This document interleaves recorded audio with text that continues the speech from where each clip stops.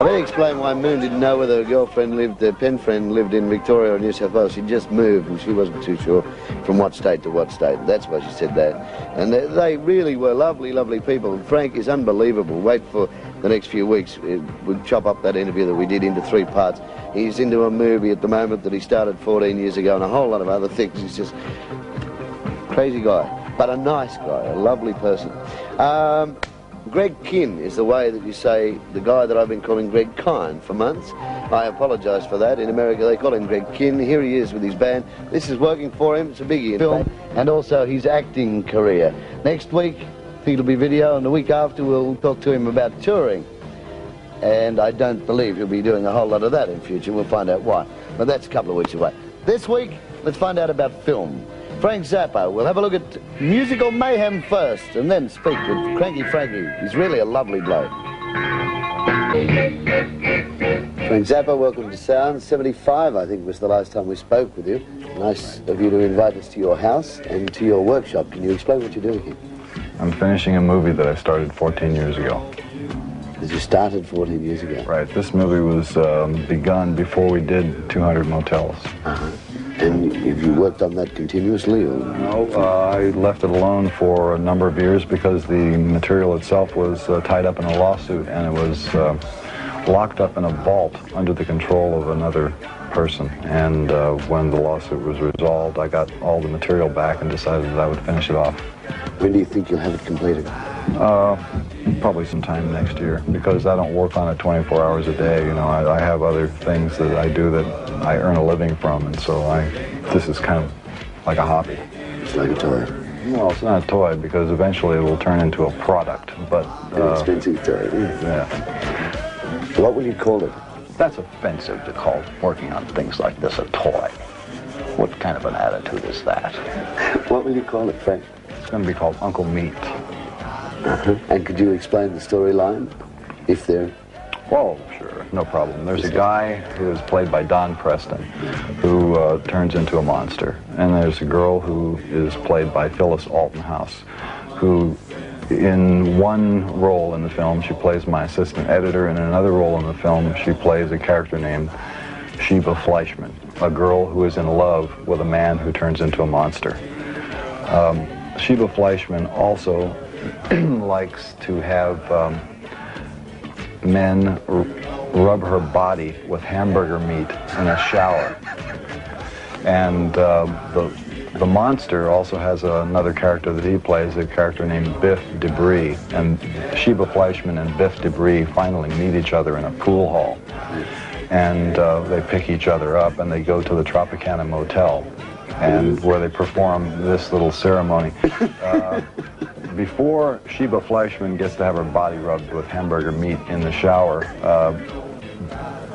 Biff won't go in the shower unless she wears these special clothes. He likes to take showers with women who wear white t-shirts, Levi's, and a little brown belt with yellow rivets in it. And unless they wear these things, he won't get in the shower. So there's this great shower scene where she's wearing these clothes, and he keeps them in a plastic garbage can in a refrigerator. Right, in this one scene,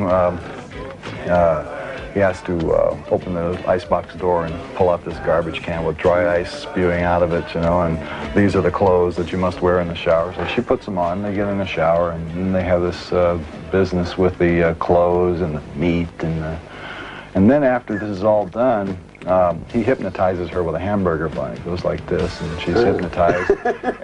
and under the influence of this hypnosis, she looks directly into the camera and says, "Because you have got me hot with this hamburger meat, I'm going to show my deepest appreciation, and I'm going to go to the Hollywood Ranch Market, and I'm going to buy some cleanser and some scouring pads, and I'm going to clean your bathroom." But she's, you know, hypnotized, you know. It's like a zombie, and she goes, the cleanser, and she walks out of the bathroom and goes to the Hollywood Ranch Market. By the way, that place doesn't exist anymore. It burnt down about 6 years ago. Did you have that on film from 6 years back? Didn't get the burning, but it could have burned down the night we shot there. Right. Have you ever done any acting? Not much, but recently, I, just for a laugh, I did a role of a hunchback in a fairy tale that was completed about 3 days ago in a show called Fairy Tale Theater, which is produced by Shelley Duvall, and it airs on Showtime cable network here in the United States. I don't know whether they have distribution outside of the U.S. Don't think we get it now. Well, I mean, I think that they're probably going to be trying to export the thing, but it's a whole series of fairy tales. The first one that they did was The Frog Prince, and it starred Robin Williams as the frog. He was really great, and things were all done on video. They use a lot of video effects. Mick Jagger did the last one that was on the air. He played a mandarin in The Nightingale. And so I got to be a hunchback. You were a hunchback? In a story called The Boy Who Left Home to Find Out About the Shivers. And did he? Eventually, yes. He found out about the shivers in one of the more humorous scenes in the thing. Did you have lines in it? Yes, I will. Here are my lines. And ooh.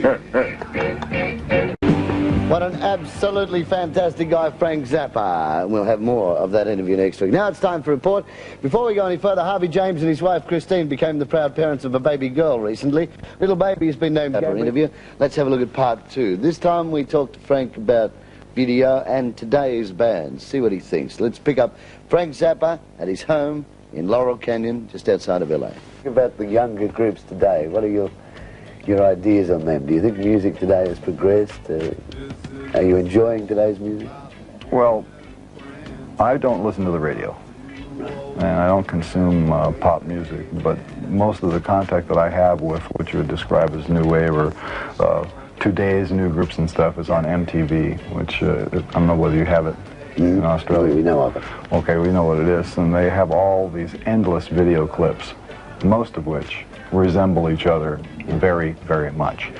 And the problem with video music is that when you look at something, what you see tends to take precedence over what you hear.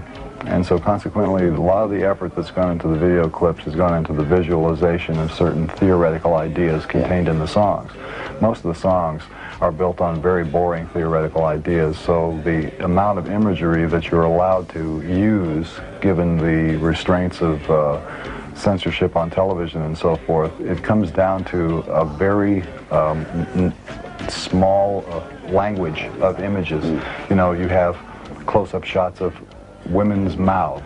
Yeah. You have shots of girls closing car doors. You have shots of guitar players making faces going like that when they hit the high note. You know, you get this. It's like baby talk visual language, and they have all these baby talk visual language cliches, which are chopped up into an assortment of boring things, I think. And as far as the music supporting what those boring images are, most of it is eminently forgettable. And that's unfortunate, because I like music, and I like movies, and I like the video, and I like all that stuff. But there have been very few things that I've seen that made me feel like I saw something and heard something that was worthwhile. Everything else seems to be in the realm of 4-minute commercials for the album they're trying to sell, and doesn't have very much to do with video music as an art form. In a capsule, you're not over-impressed. Well, that would be a fairly accurate statement. Very shortly, and Frank Zappa, as you know, in the last 2 weeks we played part 1, part 2 of a long interview we had with Frankie Baby, because we were at his house most of the afternoon. Top bloke. And we've got today part 3, and this is the final part of the interview.